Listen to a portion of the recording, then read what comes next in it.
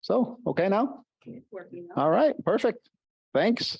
Better to get it done quick than wait for it at the end and say nobody heard anything.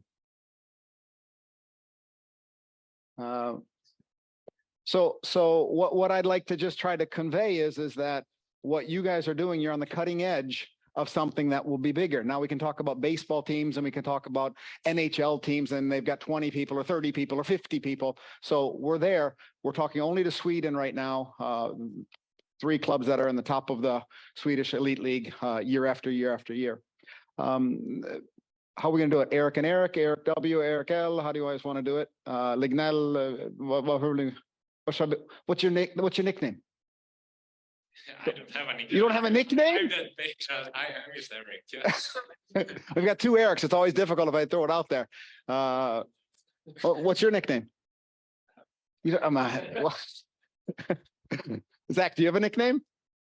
I mean, Erik, yeah.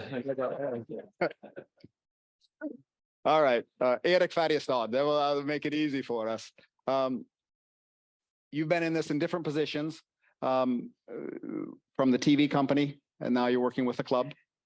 Are you at this point working with the head coach, the general manager, or the players? Where's your focus?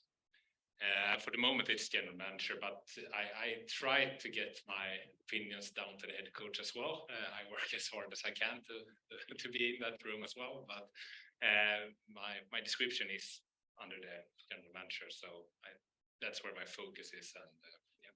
So you and Rickard Wallin have a lot of conversations, and you discuss, but you don't discuss with Thomas Mattel, your head coach. Exactly. We try to keep him out of some discussions that like scouting and so forth. So of course the head coach is involved in the final step, but the big process is doing a lot with me, Rickard Wallin, and our scout. Oh. Erik L, it's very different for you. You work a lot with Roger Rönnberg, your head coach.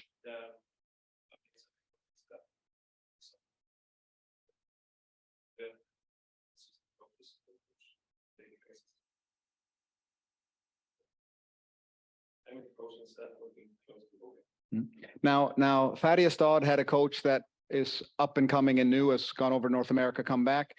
Frölunda's got a coach that was given a lot of praise for what he did with national teams, but he's right in between old coaches, new coaches. Does Roger really like this? Is that why he has you close to him, or what do you think his feeling is about it? I think when I started, I think he was really interested in developing things like about analytics, video coaching, so it was like his plan has someone. Now it's like a normal work process for us. Zack, which of the Abbott brothers do you call up and say, hey, this is important information? I spend a lot more time on the phone in Chris's office. So probably a bit more work and conversations on an ongoing basis on the management side, but also have a good relationship with Cam and down in the coach's room. I think if I'm being honest about my strengths and weaknesses and what I can bring to the organization, the coach's grasp of X's and O's and how to translate some of the analytical concepts that I've been working on, that's their strong suit. That's their bread and butter, being able to translate that into, a message that, works for the players and is how they think about the game. So don't get as involved on the X's and O's. Certainly can evaluate and assess and try and understand to the best of our ability how we're playing on the ice, but not quite as involved on the X's and O's in Cam's coaching room. So just to understand, Cam and Chris Abbott, twins that are the coach and the GM in Rögle that you're talking about. Cam and Chris, one's the coach, one's the GM. They lived together all the time they played. They made their girlfriend move out, and the two of them wanted to live together, so they're pretty tight. Funny story. Ask them when you have a chance to talk to those guys. Are you guys in the right spot? Are you talking to the right people? Feel free to go against your Rickard Wallin and Roger Rönnberg. So should you be talking to everyone, or should you be close to the GM or to the coach or to both? Where should you guys be? Erik Färjestad? I think it plays out quite naturally by time. Like you are like a spider in the net, but like I shouldn't talk to the players. Maybe it's the coach's responsibility, or he wants to filter what information the players actually gets.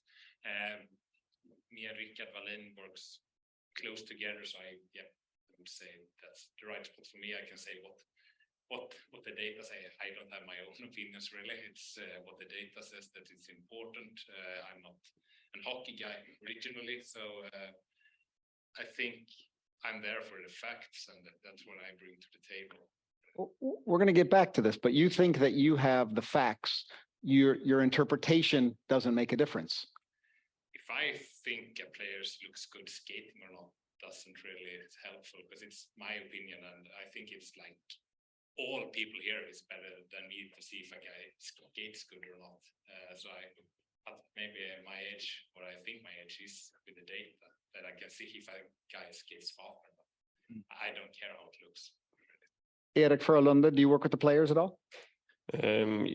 Yeah, I'm not having like one-on-one talks, but I work with the team meetings.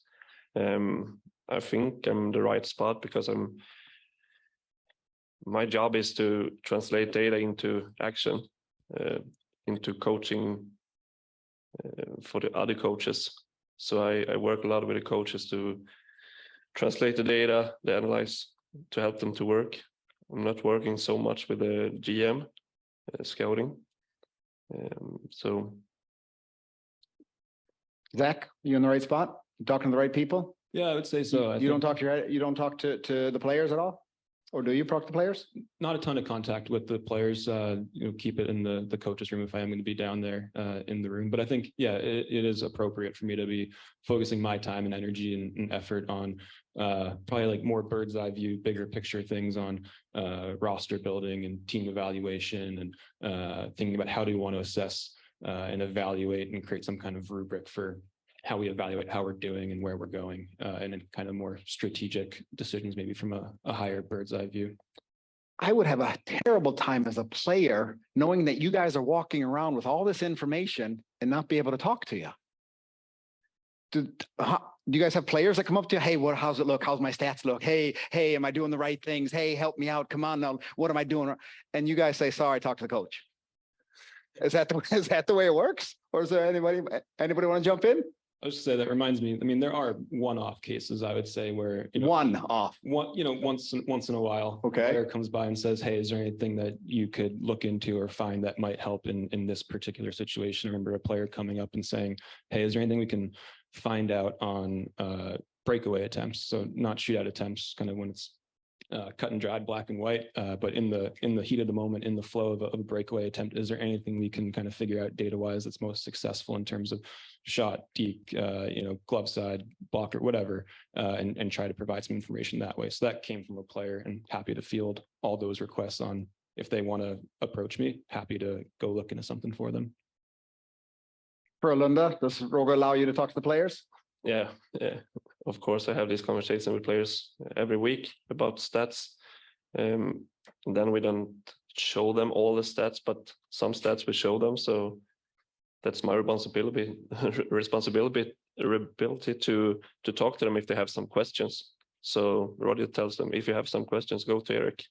And then I have to help them to understand the numbers and what's behind it.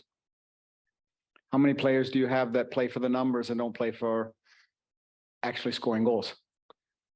No one, but I think some of them more know what to do to get good numbers. Obviously, everyone's talked about the Corsi and how that was done and things like that. If you work with Corsi, of course, when we start with Corsi, I think some players took a shot just because they get a number, but I don't think it's like that now. We're evolving. We're learning new things. Yeah. Erik, do you talk to the players at all? Do they come to you? I mean, there's Färjestad. There've got to be guys that come to you and say, "Tell me what I'm doing wrong," or "Tell me what I'm doing right," and you say, "Sorry." No, of course there are players that are curious, but really not as much as I thought. Before I started the Färjestad, it's a funny story. A player's parent, a national team player's parent, called me and wanted an evaluation of his son, why he sucks.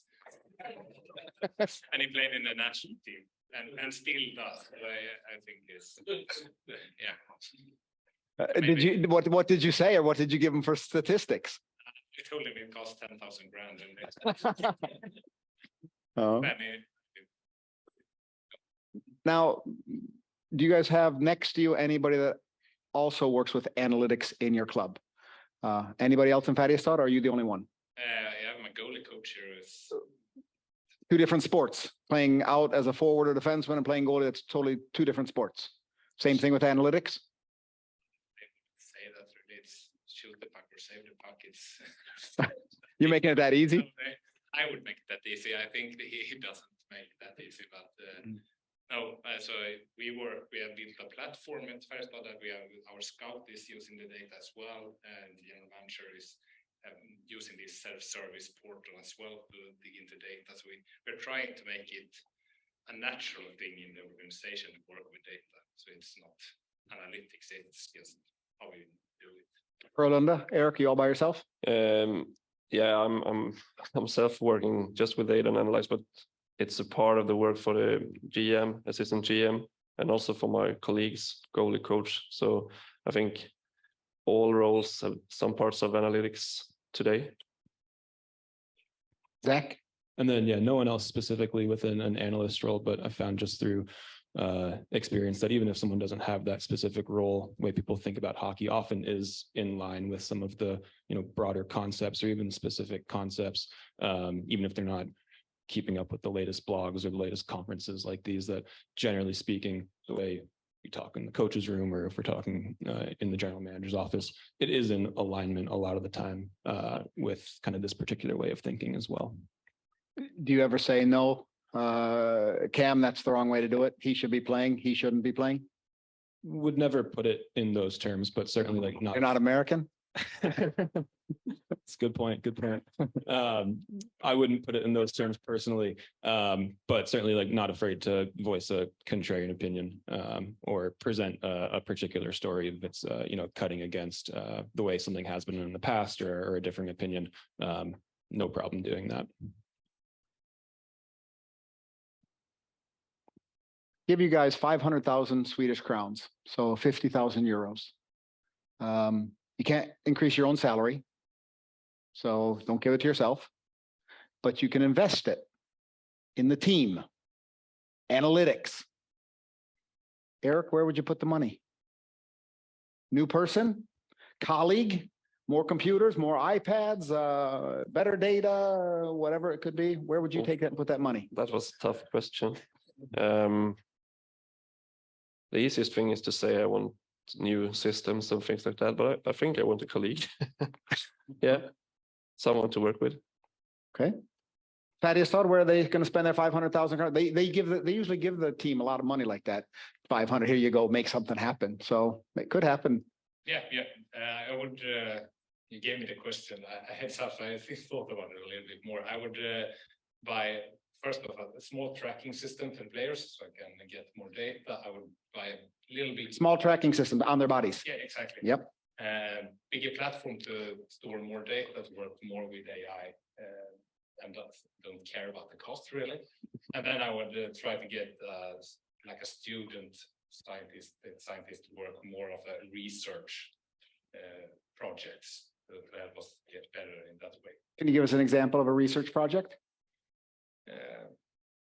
How do we win more games? How do we win more face-offs? How do you get better in the dots?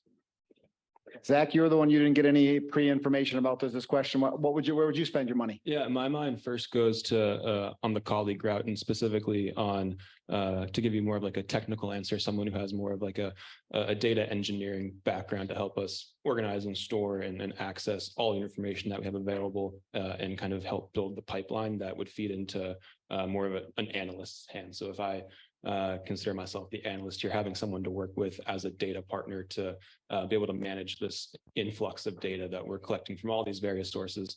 Me personally, I have some coding skills taught myself over the last number of years, but I'm not a purely trained data engineer with that kind of skill set going years and years back. So there are times where I feel like I know what I'm doing sometimes where I feel like I'm, need to learn more, reaching the limit with some of my technical abilities. So I think working with someone with strengths in that area could be a good combination. Eric, are you a data engineer? No. Data engineer? Yeah. Went to university and Yeah. coded and was up late at night and crazy times 10 years ago? Yeah, before I lost my hair. I've been working as 10 years as a data engineer. So I have that part covered. That's why I would like more of a data scientist skill with me. The material. A lot of the material comes to you, when I say the data, comes to you and it's already analyzed. There's also raw data that some teams want. Now, if we were to look to North America and let's compare it with the Boston Bruins, Josh is going to be here tomorrow with the Boston Bruins, and he'll probably say something to the effect of that he would like the raw data and not something that somebody else has processed or interpreted or put it in their algorithm. They want to do it themselves. Would you like to have the raw data, or are you happy with what you get now due to the fact that you don't have that guy next to you or woman next to you? We have the raw data. Try to work as raw as we can and create the metrics as we like them, and not take Sportlogic that we work with is a great platform to work with, but some measures you really want to tweak a little bit, and that's when it's really nice to work with raw data instead. So you're taking the raw data and doing something with it to understand it better. Yeah, exactly. Try to change the definition of some small things that has some impact for us, at least, how we look at the ice hockey and get, we all work with coaches and they have their opinion of things. And then it's quite nice when he says this measure is shit.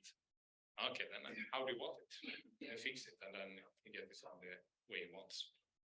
Eric, are you and Roger at that same level? Do you guys talk about that and the raw data or the other translations? I work mostly with what we get from Sportlogic, not the raw data. It's because of time, because I have to do the pre-scout, and so I analyze the data we got from Sportlogic and the video.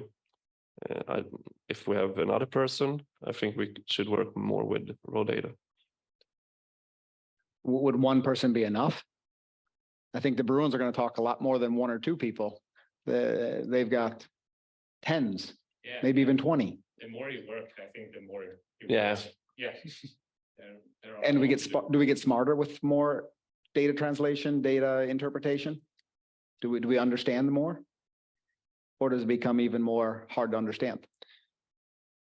No, I don't think it's hard to understand. It's that you want to do more, and it takes a lot of time. And during the season, it's games every third day, really. So you don't have a lot of time to develop things. You just want them to run smoothly and don't get a lot of pipeline stuck. Work. You just want it smooth, and then you have 3 months now to work with and build up new pipelines, new measures, and it's not a lot of time. And Zack, would you like the more raw data, or do you use what you receive from the companies that you work with? Both. I mean, we go through the raw data that we receive, thousands and thousands of events that are taking place over the course of every game. I mean, similar to as Eric was saying, you want to do some customization. You want to have it play nice with certain templates or reports or definitions or metrics that are you think going to kind of translate best to how the organization is operating. So in a lot of cases, using a platform like Sportlogic is great. And then also using the raw events to build on top of that or do some customization is the right way to go, depending on the project or the analysis you're doing. Now we'll turn it around and start with you, Zack. Your season came up here, the season to try to, do you have a different job throughout the season, who you're looking at? Okay, at the beginning of the season, we're recruiting players. And then all of a sudden we're looking to put this team together and find the right solutions. And then, wait a minute, we need to go look at a North American, or we need to look at someone down in Europe, and we need to change our, wait, so we're now scouting. And then at the end of the season, we're in the playoffs. We need to scout our opponents. Tell me how your job works out through the entire season. Where do your breaks come, and do you see them in advance? Yeah, I think the way you just laid that out is pretty good way of putting it. And you do all of that. Well, I think like we were just talking about, in some ways, kind of one-man shows or kind of small operations, especially compared to, NHL organizations. But I mean, the way you laid that out, where different times of the year are busier in different ways, maybe busier on the video scouting or in-person scouting. This time of year is obviously great for doing some of those longer term. You need to kind of sit down in front of a monitor the whole day and kind of just crank through some technical work. This is a great time of year for that. And then, of course, things like the February 15th player transfer deadline. That's a hectic couple of weeks leading up to that, where you spend all this time building these reports and this kind of system for how we analyze players and teams. And then it's February 14th at night, and you got a few hours to make a decision on, hey, we just learned this player is available. Do we want to, pull the trigger? And it's a quick decision. Or as you were saying a couple of years ago, Rögle, we played in the CHL final. So that was an all hands effort on how can we learn as much as we can and get as good of a sense for this one game, winner take all gold game. So definitely changes throughout the course of the year. But I think there's always going to be, on a week-to-week basis, a part of my week that is doing video scouting. A part of it's going to be working on some technical projects. A part of it that might be thinking about, hey, is there a kind of report or a template or a dashboard that could be helpful for our coaching staff that is going to be helpful for them? So that's always week-to-week basis, but turn the screws up or down in certain areas over the course of the year for sure. Erik and Frölunda, you said you work a lot with Roger, the head coach. Do you work with scouting as well and with your GM and try to find ways to do things during the season? No, I don't work with scouting because I work in the team. So for me, it's more like the hardest thing is to work long term when everything is like short term, like game. So now it's the time to work more looking long, and then when we start to play again, it's hard to like take a step up and look from above instead of just being in the game. But of course, we need to be like short term because we want to win every game. But I think if you work more with a GM, it's the hardest thing is to go short term, and it's easy to be strategic. And then of course, when you work in a playoff, you work hour by hour. It's more like, we play a game and then, should I sleep or should I work? I think I should work. And then we can't work like that in the summer because everybody should die. So it's like to build up a way of working so I can work good enough the whole year. I don't really know if I asked the question, but Färjestad, you change jobs throughout the year, do different things all the time? Yeah, this was my first full year, and it was, I would say, quite a surprise how fast a season can go. Like you have so much plans what you really want to do during the seasons, and I do this full time. I'm really good data engineer and all that, and then it's trade deadline, and then playoffs, and then it's over. Yeah, no, but so it's I do a lot of pre-scouting as well of the opponents, and that takes quite some time, and so it's game, and then you have these different deadlines, I guess. So it's I don't like the national team games really. I don't see the importance in that otherwise, except that we get a break to rest, and That's what all hockey players feel like when it's the break too, if they're not on the national team. Yeah. So, Administrators as well. It's nice to breathe a weekend without having to be all upset before or after a game. So if we're going to take this to the player standpoint, Rögle, do you make the players better or do you make the coach better or both? Yeah, it's a good question. I mean, ideally the systems are in place that it all trickles down, that all pulls in the same direction, that if I can help think about something in a helpful way, a smarter way for the coaching staff, that's in turn being trickled down to the players. So maybe there's a degree of separation there, because as we were talking about a few minutes ago, I'm not the one personally, going to talk to the players, and my goal is not all the time necessarily how can we make this specific player better. Maybe that warrants a one-off project on a player who's maybe having a particular struggle, and say, let's do a deep dive. Let's go find 5 games from last season when they were playing really well. Let's do statistical comparison, see if there's anything we can provide and get to them.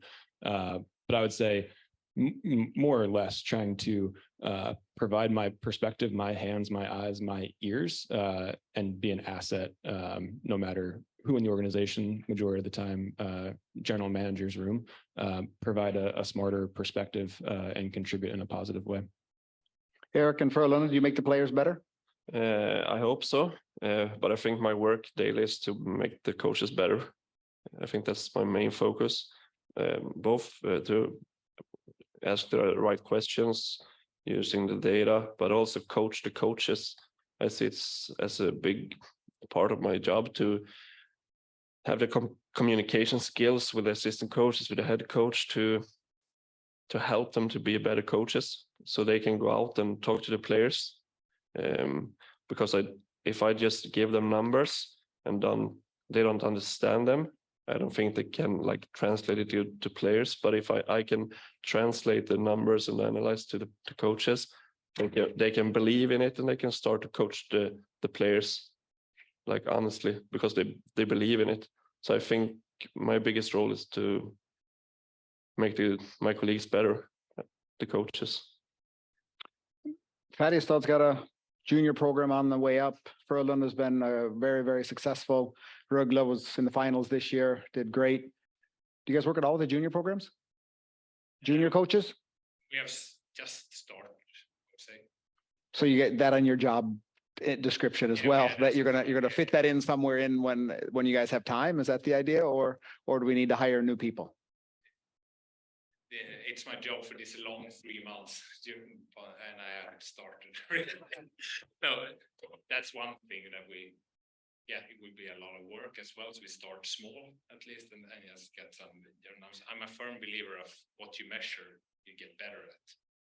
So it's good for them also to get some KPIs to work with, except for wins and losses. So I think it's good, but I don't think you should go too deep on junior level. Really. You mean down in all the age, or too much information, or information, data, and measure too much? It will be like a production of ice hockey players that looks the same way and works the same way. If we try to make them into data players too early, I think it's just a refinement of the player when they are adults. Frölunda, Erik, is usually the team that goes with juniors, or it always been that way. We're going to be first. We're going to try to do this. Do you work with the juniors? Do you have someone who works with the junior program? Coaches? Yeah, I think the coaches work with some basic KPIs, analyze. They did use video a lot, and they have some people coming in, help them with data, but not that much. But I think it's the same there. It's instead of think we need an analyst everywhere, I can help them to change perspective, how to look at the game, how to understand numbers. The coaches? Yeah, so I talk a lot with the coaches, junior coaches. So that's also a way to be better, I think, to educate the coaches to be able to look at the numbers the right way. Are you down there as well, Zack, with your junior coaches, working with them at all? Yeah, that's part of the wearing a lot of different hats. I can only speak for Rögle, but really close partnership between the A team and the junior coaches, particularly the junior coaches or junior coach. There's J18, J20. You work with both of the teams, or just the J20s? Predominantly J20s and a little bit J18 when I get the chance. Like going to those games, I've definitely done some projects, over the last couple of years with the junior focus. The coaches know they can always reach out to me for questions. I've put a little bit of time into building a framework or kind of getting all the pipes set up to be able to analyze our junior teams and players. Again, it's a different focus. Development is such a huge goal there in some ways, more so than wins and losses if you compare it to the A team. But certainly I think it's a huge priority for the organization and like spending some time with them. One of the reasons why Sweden has been successful in athletics in general is due to the fact that they educate their coaches and have a very, very federation-run education. Should you guys be helping 12-year-old coaches, 13-year-old coaches, 14-year-old coaches At what point do we want to use this knowledge that we can get and move it down in the order? Zach, you finished up there. Where do you think, where should we say, no, play hockey, have fun, score goals, shoot high, and jump up and down when you score a goal? Or wait a minute, follow this, do that, do this, do that. Yeah, that is a good question. I haven't thought too much about that before you just asked it. I think there probably is a line in the sand there at a certain age. I think, especially too, given resource constraints too, it's probably not necessarily the highest priority item to do some of the things that we're good at and the skill sets that we bring at the younger ages. So I think there definitely is probably a line in the sand there. I would say Frölunda will probably be first. When will we have it down at the under 16 team or the under 18 team? What do you think, Erik? If I should, how young we should go? Yeah. Of course, when we were talking about 18 and 16, it's like more professional, building up a professional hockey player. I think we can use it, but lower than that, I don't think so, because I'm afraid it's too like professional early, and if you put everything on the coaches, they start to think about the perfect people instead of developing people and players. So I'm a little bit afraid to go too young with data and things like we do. Erik, do you have an idea? Is there a limit, a level, 16, 15, 14? I know, I thought that it shouldn't go too young, and then I started thinking it's like we measure goals and assists, and that's really not important either. When you're young, you should play better, and maybe it should be better if they got better measures to work with. I had one parent of a 15-year-old that asked me how important the number of elite prospects use are and how good a player are. And yeah, you can think about if it could have some better measures of a 15-year-old or not. But at the same time, if this group is working with hockey and the name came up, hey, we'd like him to come to your under 16 team, your under 18 team, the first thing everyone does in this room is they hit elite prospects and look at the numbers and say, oh, this player could or could not fit well. So as you say, you measure it. Sitting and refreshing yes. Really, it's a big thing. This was that TV book. Okay. There. Okay. When will you guys be hired individually by professional hockey players? When I look at Sweden, I see working out in the summertime. Sweden has always done it collectively. If we go back 20 years ago and 30 years ago, the team got together, we ran together, we ran up hills, down hills. The idea of having your own specific physiotherapist or coach or trainer that's going to help you run faster, jump higher, be stronger, that's just come actually in the last 10 years when the NHL players have come back to Sweden. When are you guys going to say, see you later, Färjestad, I'm going to work for that NHL player, that NHL player, and that NHL player, and I'm going to make twice as much as I make in Färjestad? Do you think that will come, Erik? Can you sort of fix that? That's amazing. I think yeah, why not? We can see where players have weaknesses, and then we could provide that information to them so they can work on their weaknesses. It's all about maybe raising the floor rather than the ceiling to fix your weaknesses. So maybe that's not a bad idea. Zach, when will you be moving and being on your own and working for just players? Yeah, I know that's an emerging business. I know that's what you were maybe getting at with the question. I think for me personally, my personal preferences and goals, I think, being on the team side is, I think, where I'd want to be, very rewarding. Obviously have the collaboration and camaraderie and the just being in it with a group of people in a team setting is at least personally where I want to be. But certainly know that that's a whole sector of the industry too, of individual consultants, be it individual skill based or conditioning wise, or I'm sure as well on the analytics side as well.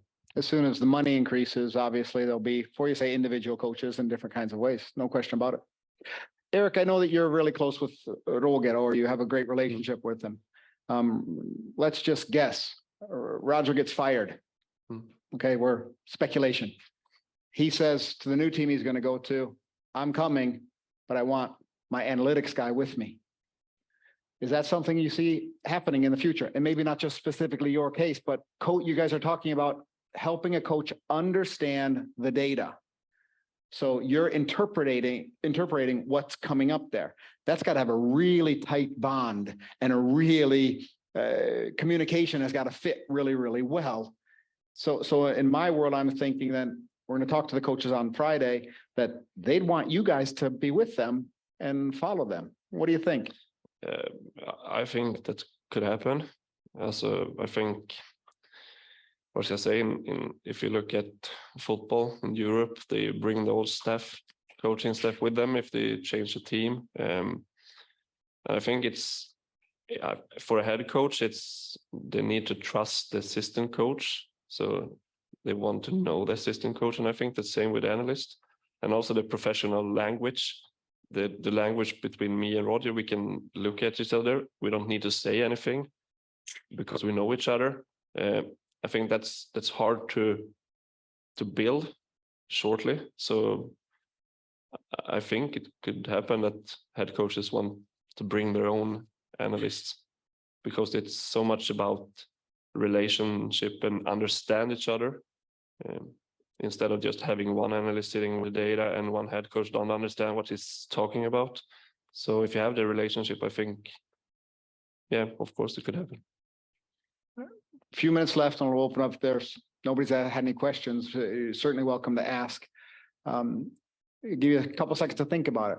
What change did you make this past season that helped the team win a game, get better, do something that's happened? You have a specific situation. We moved our player 3 meters this way, or we attacked a little bit harder, or we saw that their defense wasn't in this position, so we wanted to use that space in something. You have anything off the top of your mind, Zack, that you can say and even brag? Yeah, I figured this one out, and therefore we won that game.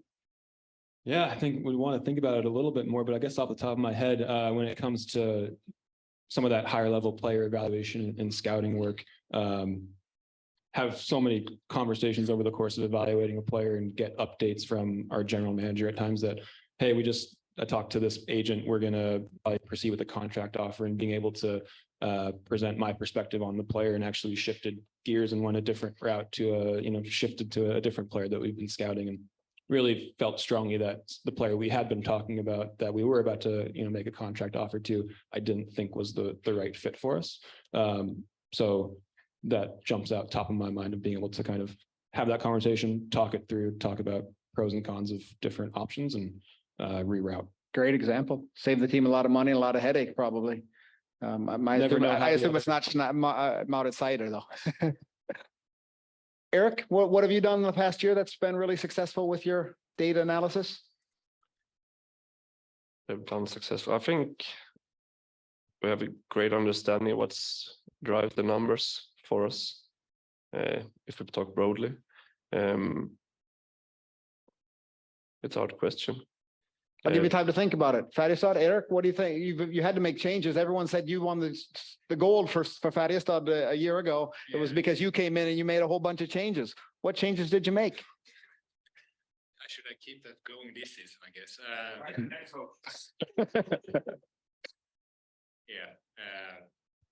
Last season we established to work with data. I think Masken, our goal coach, had I don't know how to say it in English, but krattat vägen for me.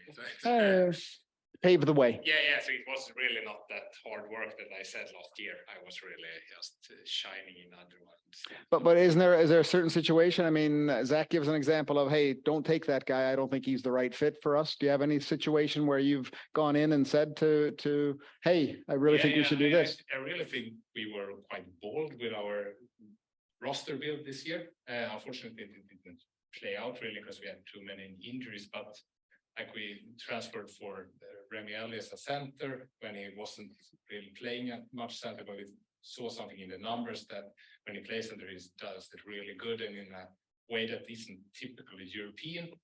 He's one of the best counter-attack centers in North America, and also was that in SHL and gave us another dynamic in the center line this season. And I think that was quite a bold move from where we came from with traditional defensive centers with Jakob Delaros, Linus Johansson. So try to change and shook things up, and yeah. Good for you. Eric, got to be able to brag one time. What have you done good this year? Yeah, I think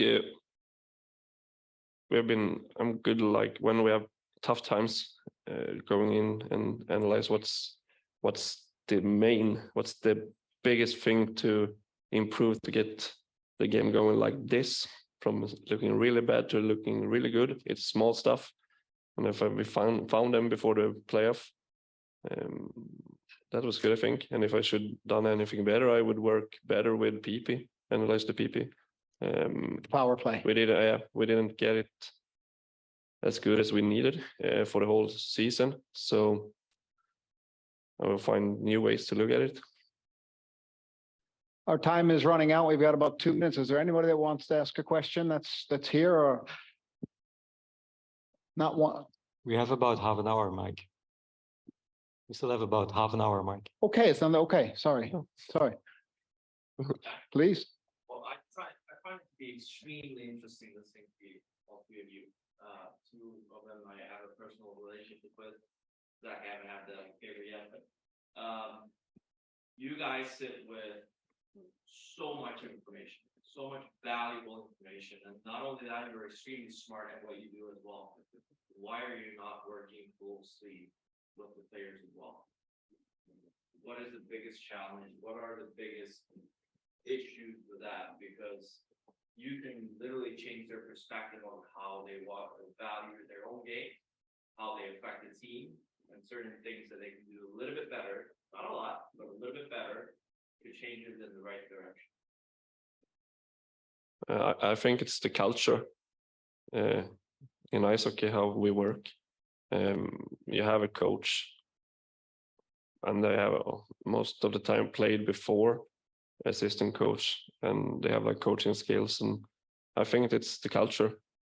But I think we will in the future have like analysts working like analyst coaches, or what we can call it. So we have this my perspective directly to the players, and I think it's the culture. Trust issue. In other words, does the coach trust you? Getting into their heads?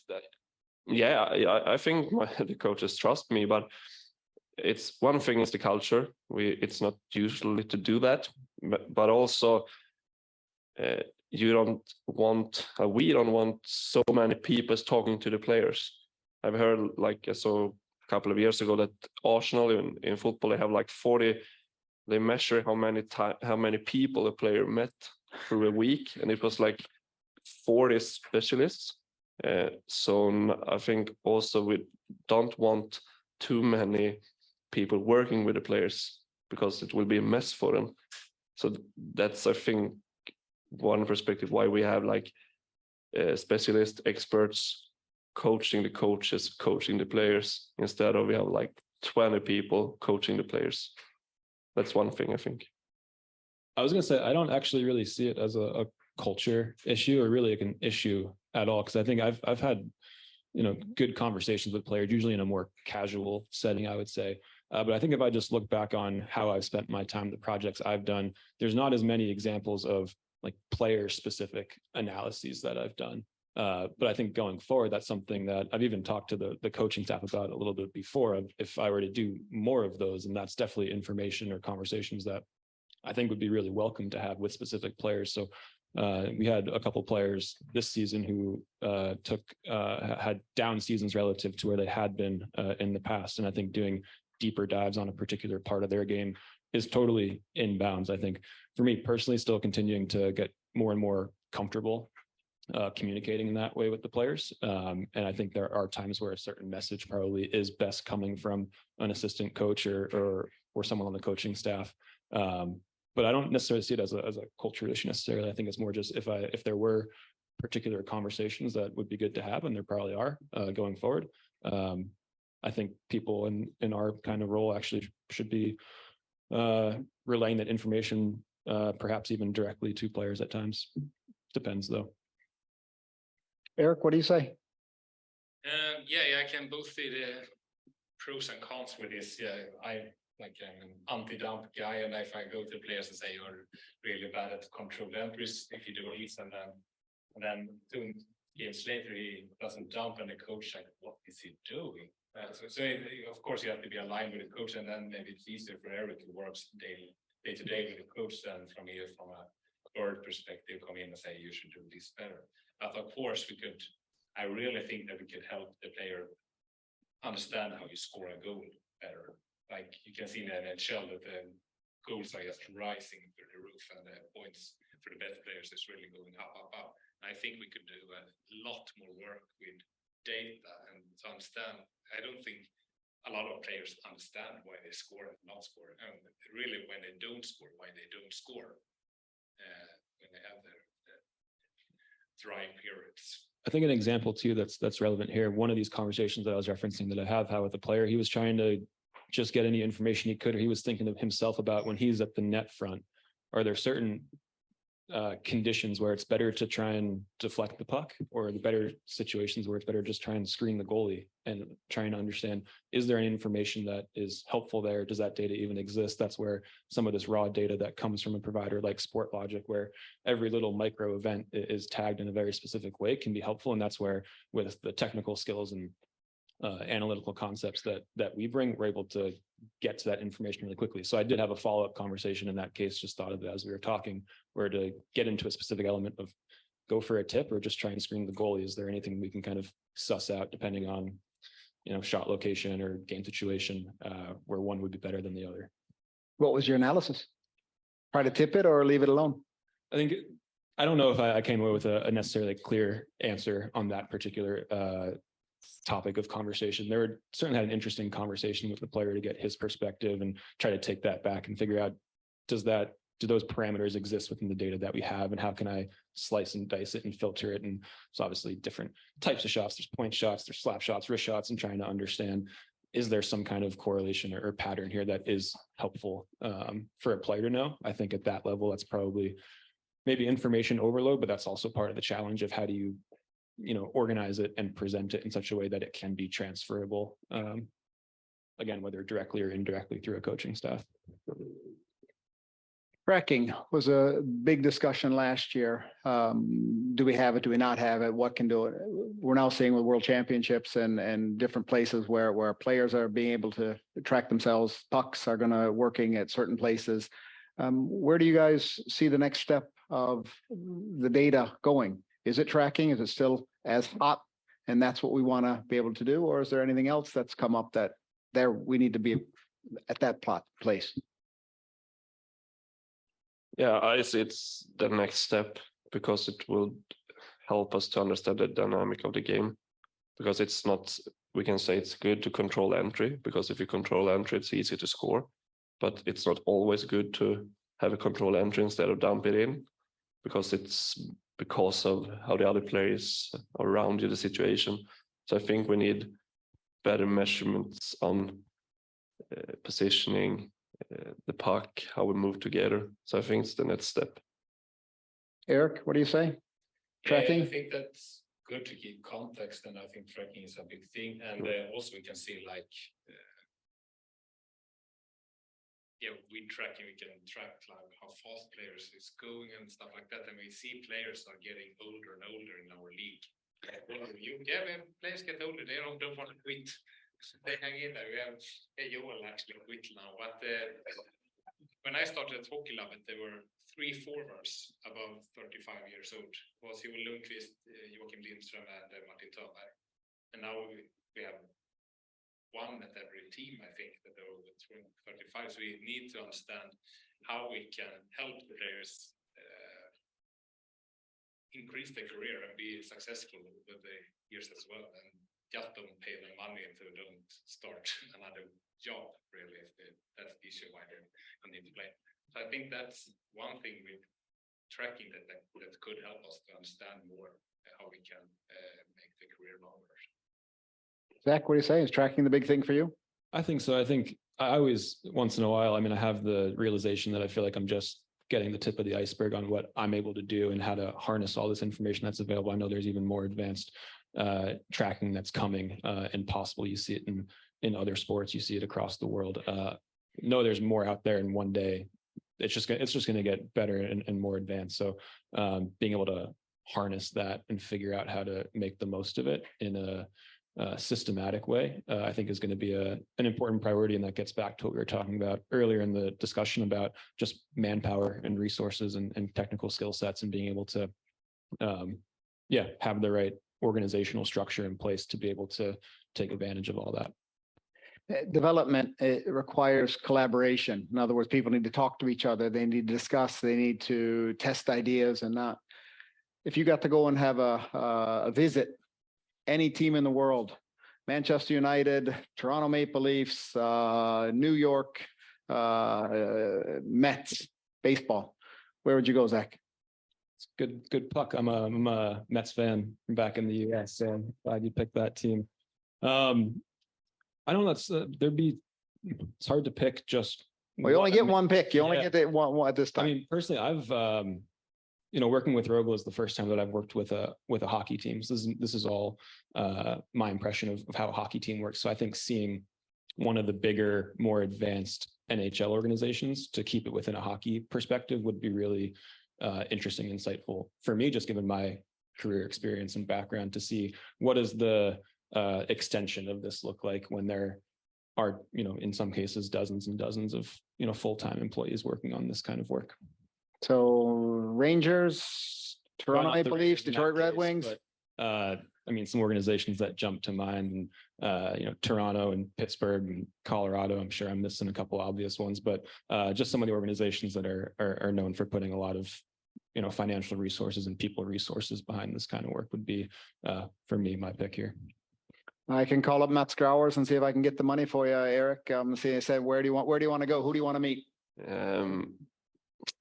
I think I want to go to a football club, soccer, because I think they are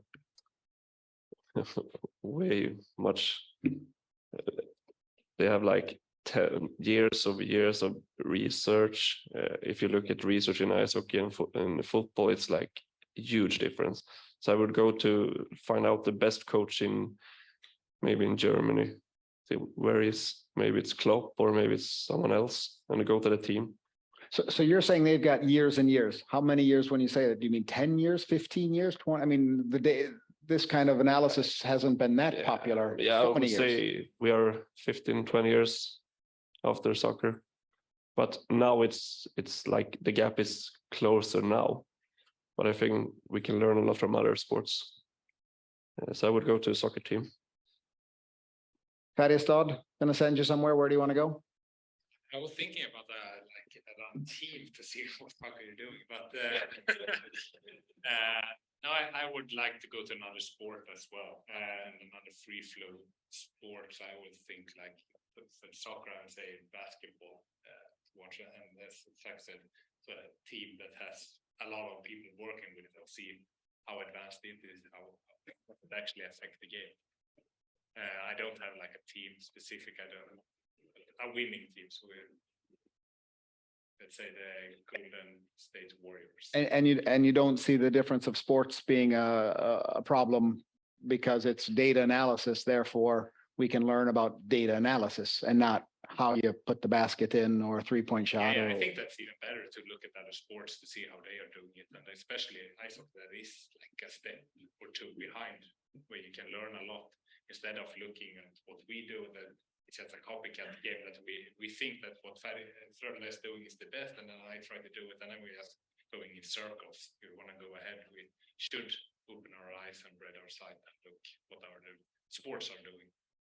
In Sweden, do you guys have any other it's easy to call up Malmö or teams in Gothenburg, soccer team in Gothenburg. Would you have guys done that? The teams in Gothenburg is really good. No, I go to Borås. It's better.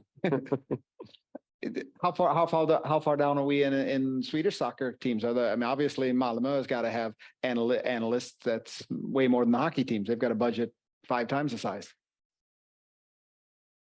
Nobody knows. I think Malmö is coming forward. If Göteborg had their scout were out and telling that he doesn't look at data at all, and it's going great.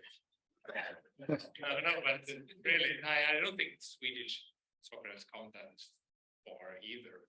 Really, I would say that ice hockey is further in Sweden than football. Yeah, I know about Häcken. They have like the same setup with an analyst working in the coaching staff, like we have. Probably the same resources with people, so we are, I think, at the same level. Do you guys have idols? That person I want to meet, him or her, they're the best. He's the best. She's the best.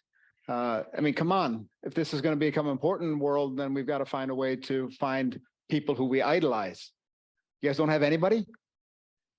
Nobody out there that you think, John Jones, he works for that team, or Anna Peterson, she works for that team. I'll get back to that. Question? Yeah, thanks. This is a little different from what we've been talking about, but I'm curious, when it comes to roster adjustments, can you talk about specific metrics that you're looking at most often, or that really jump out that the coaches and GMs want to know about? When you said the guy we shouldn't bring in that player, sign a contract with him. Why not?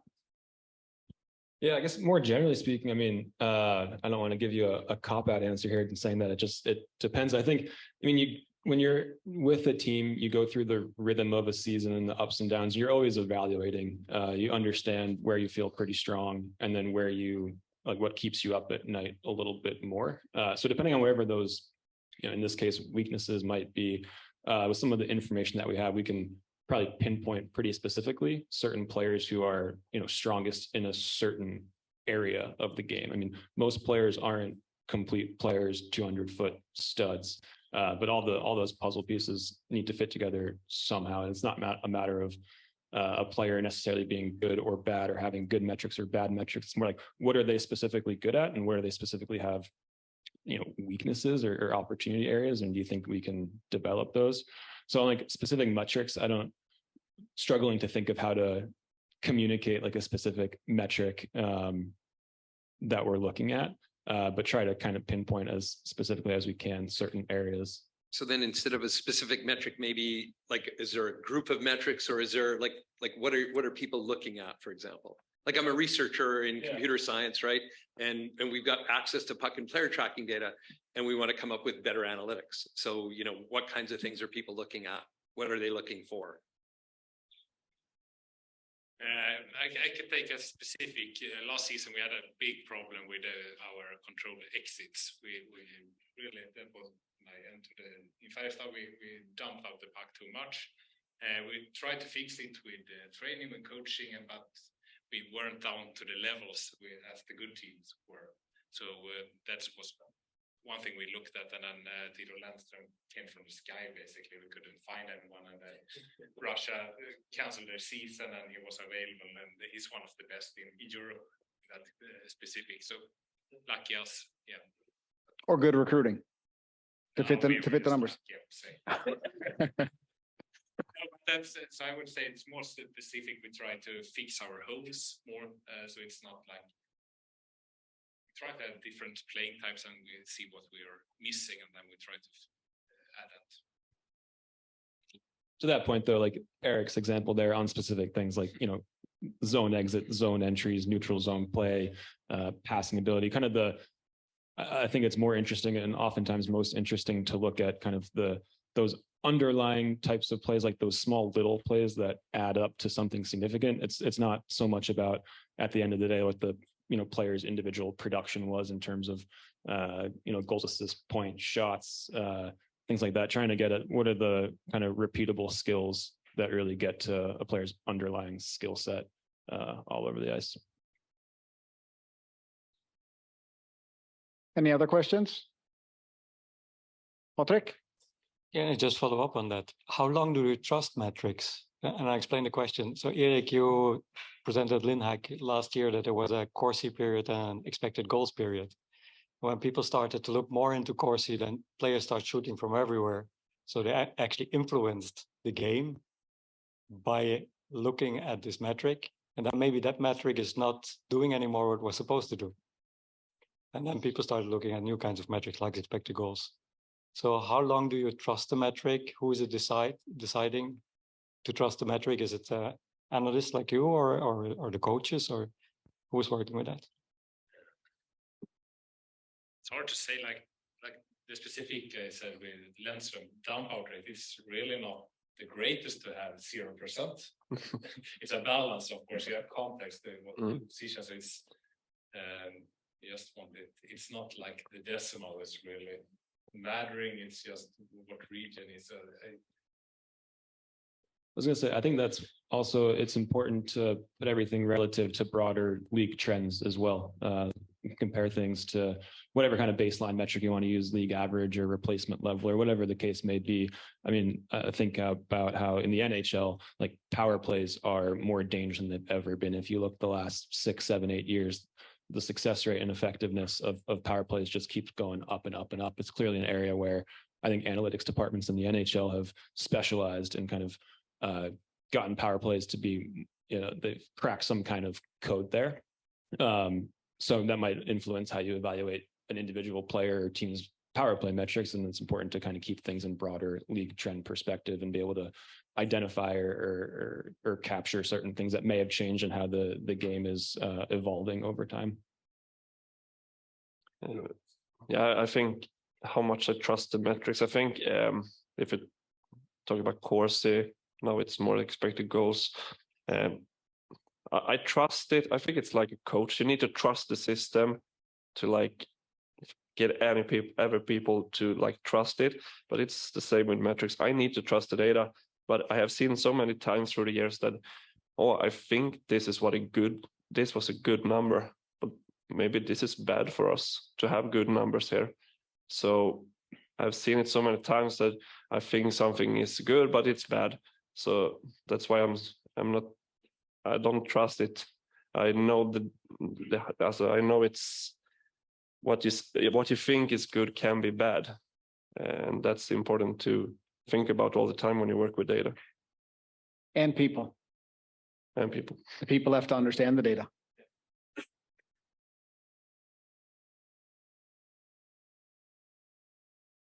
You use different metrics during regular season versus the playoffs. So the reason I ask this is that one of the things that Maurice said when he came into the Panthers was that, okay, we're a good puck possession team, but we keep losing in the playoffs. So we're going to start dumping the puck more. He's aware that, okay, we're going to lose more games during the regular season, but hopefully it helps us in the playoffs. And now they're in the Stanley Cup playoffs or in the Stanley Cup final. So there it seems like there's one thing that to be successful during the regular season, and it's other measures that might impact if you're successful during playoffs. Is that something you're thinking of when you're thinking of metrics? Oh, I will not say I changed the metrics, but for me it's tactics. I don't want to talk so much about it, but of course you can change a little bit of tactics because you meet a specific team or things like that. But I don't think about it as data. For me, it's more like ice hockey tactics, X's and O's. Rögle, you guys have special different systems for the different parts of the season? I think to use your example there of kind of what Paul Maurice has said during these playoffs, I think there's some truth to that. There's always going to be like nuance and gray area, and I definitely want to be like careful not to read, all the time too much into, smaller samples. And we all know how small the margins can be in winning and losing. And certain teams move on and get glorified, and certain teams are huge disappointments, and the margins are so thin. I do think though it's absolutely, and I've spent time on this and talked to people I work with at Rögle on trying to best understand.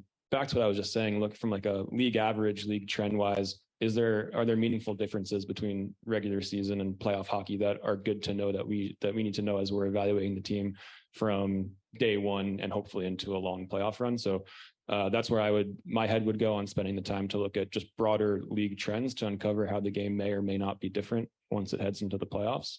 But I do think there is some truth to the example you brought up, but I would want to caveat it for sure. Färjestad? Yeah, I don't have really much to add. It's like when we play a playoff series against Frölunda, our numbers will look a certain way. Even if we play good, it's Frölunda, of course, affects our numbers. And when we play Rögle, it looks a bit different. And yeah, it's, of course, playoff hockey is different, but I think the most important thing is to increase your chances to winning is by having the best chances in the game. And I'd add to anyone who's an SHL fan or follows the league probably wouldn't be surprised to know, but Cam has asked me to do an analysis on how the referees call the game differently in the playoffs versus the regular season and get a deep dive on that with as much specificity. We're going to be talking with the companies that do the different kind of analytics. I'll ask them if they've got a point on the referees and which refs are. We have done this. What have you come from? What is your result? Frölunda has the biggest advantage.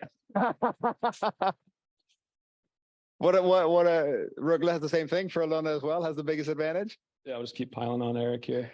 Joel, he runs the Swedish hockey. Yeah, I think this is only about Joel and Roger's personality. To finish up with this, where do you guys see the next thing going? The next 6 to 12 months? What are we going to be talking about in a year? It's still going to be tracking. Okay. Is there anything else that we'll be talking about?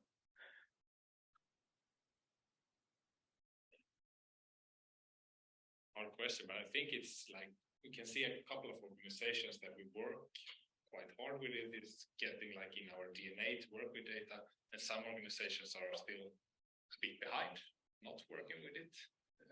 I think that maybe a leap we can see between the clubs. Yeah, I don't know if we can talk about it, but I think that will play out. I hope that will play out in the standings as well. That the teams here that actually works with the data will become more successful over time. It has been more successful over time as well. So it's yeah. Erik, Frölunda, what do you think? Think's we're gonna be talking about a year from now?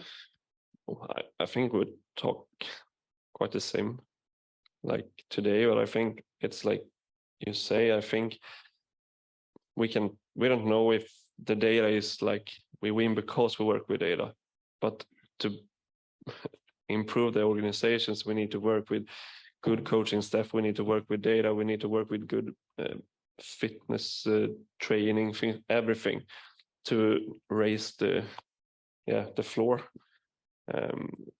But I think it's the same. We will talk about the same next year, but I think more team will be better in 1 year.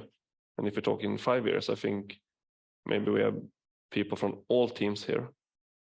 Now, could you three sit down and have lunch and discuss what the metrics and the data and the things that you're measuring? Or no way, this is my team. I'm going to keep my information for myself. Zack, could you sit down with Erik and tell them about how you've done different things and what you've measured? Or we'll see how the rest of this week goes hanging out with these guys.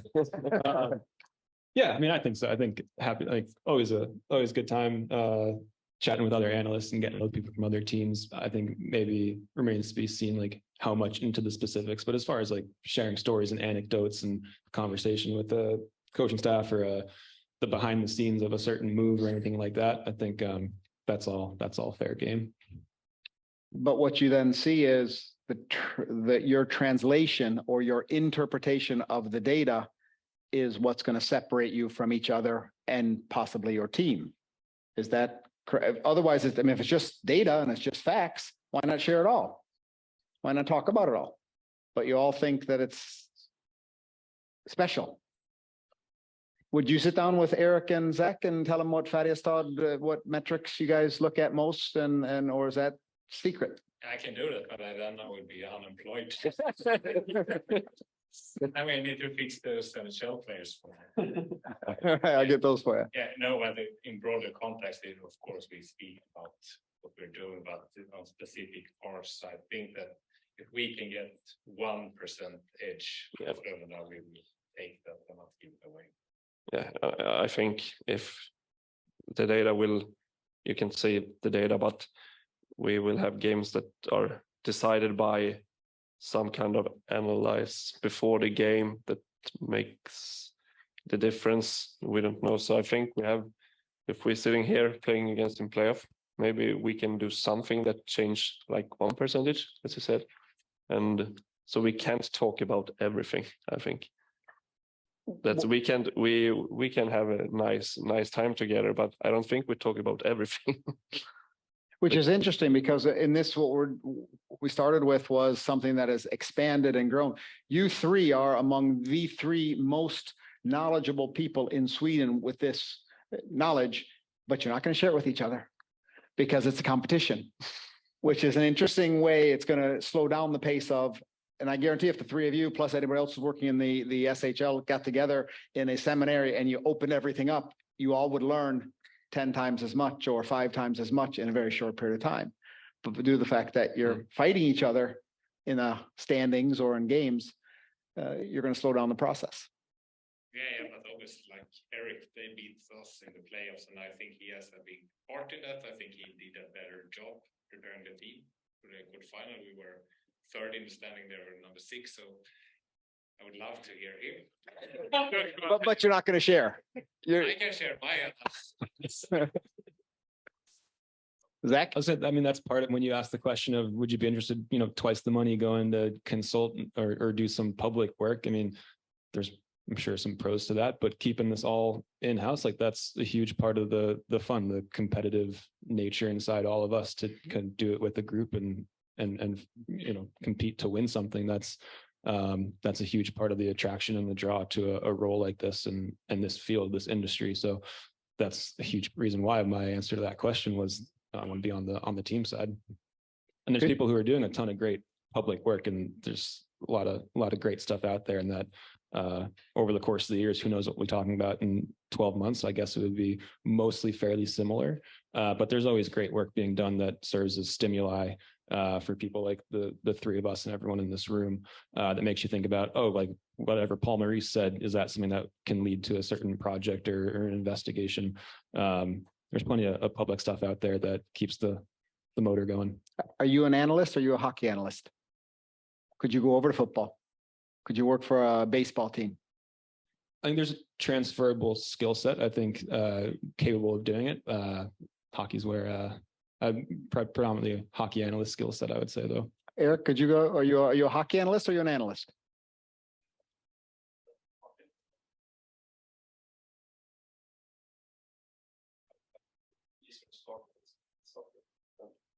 I have a lot of knowledge about the game flow and what to look at. Because I think it's like team sports, so if another team is the same, but Erik, are you a hockey analyst or are you an analyst? I think I'm more of an analyst. A hockey guy originally, and I like hockey, but I don't love it. If I could change sport, I think which is very interesting because there are very few coaches, people on the coaching staff that change sports. I mean, we've had very few examples, but we've had a few examples where a coach from one sport moves to a different, but very, very seldomly. Physiotherapists can do that. They can go from sport to sport, but certainly not assistant coaches. A hockey assistant coach doesn't go over and be all of a sudden a football coach or a basketball coach all of a sudden. So, but yeah, you have Paul DePosta from Moneyball. He's in Cleveland Browns in American football. So it's, yeah. Any last question? Like this, guys, you spoke about you don't go deeply into the youth hockey because it shouldn't be that only professional, and I agree. But I would like to ask if you haven't had the idea about to prepare some good project, how to, for example, measure during your data systems.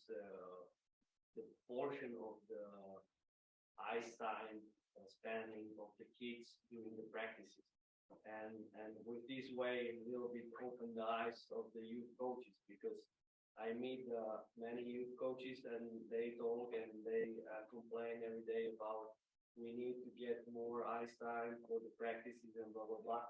But how effectively we can use as the youth coaches with ice time that we got?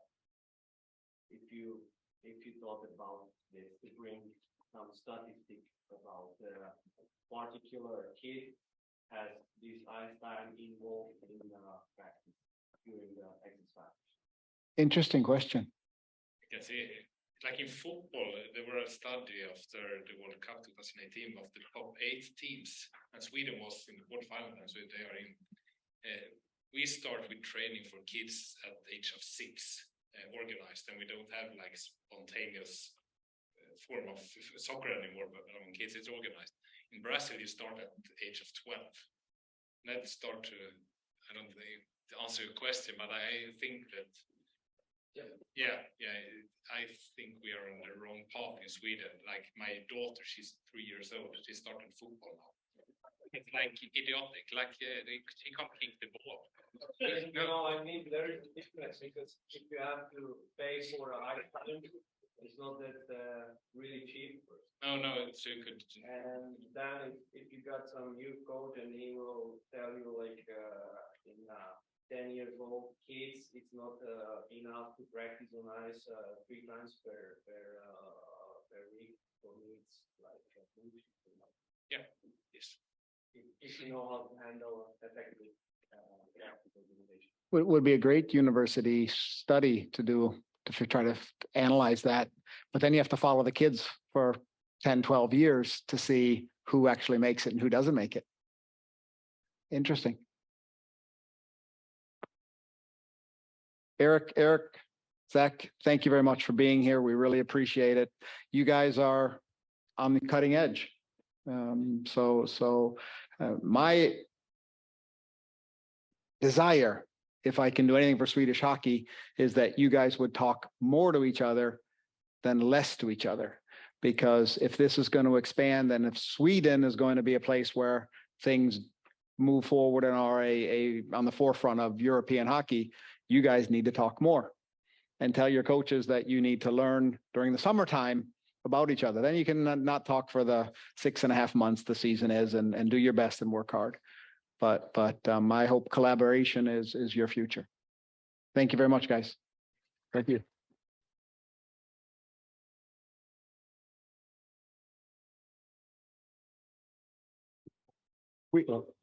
May I ask Andreas, Thomas, and Freddie to check their slides for the next session? For the rest of us, there's a coffee break. And don't forget to visit our industry collaborators.